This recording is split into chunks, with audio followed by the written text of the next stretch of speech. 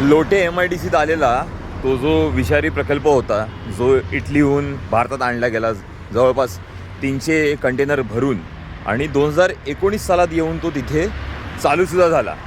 म्हणजे या कंपनीला परमिशन देणारे 5 डिपार्टमेंट होते, किमान 5 डिपार्टमेंट जे महाराष्ट्र सरकारचेच आहेत.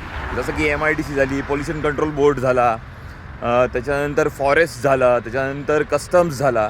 अशा प्रकारच्या 5 डिपार्टमेंटच्या परमिशन पार करून ही कंपनी महाराष्ट्रात आली, कोकणात आली आणि लोटे MIDC इथे ती चालूसुद्धा झाली.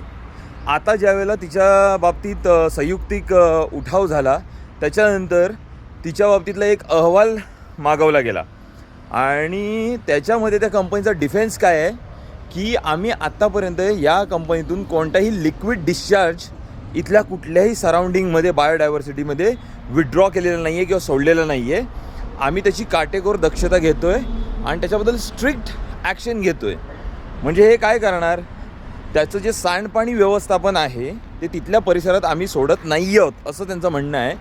जे की जसं आपण ट्रेनमध्ये किंवा प्लेनमध्ये बघतो, जिथे वेस्ट मॅनेजमेंटसाठी टँक असतात आणि त्याच्यामध्ये ते साठवलं जातं आणि मग जिथे ते विड्रॉ करायचं तिथे नेऊन ते विड्रॉ केलं जातं, तशी सिस्टम ही कंपनी राबवते असं तिचं म्हणणं आहे. ही सुरुवात आहे. इथे अजूनसुद्धा ती कंपनी चालू ठेवण्यासाठी नाना तऱ्हेचे प्रयत्न आहेत, त्यांच्या परमिशन्स दिल्या गेलेल्या आहेत आणि इतकं सगळं असताना त्या परमिशन गेल्या कशा, संबंधित त्या खात्यांनी त्या परमिशन कशा काय दिल्या, त्या डिपार्टमेंटनी कशा काय दिल्या, हा प्रश्न अजूनसुद्धा अनुत्तरित आहे.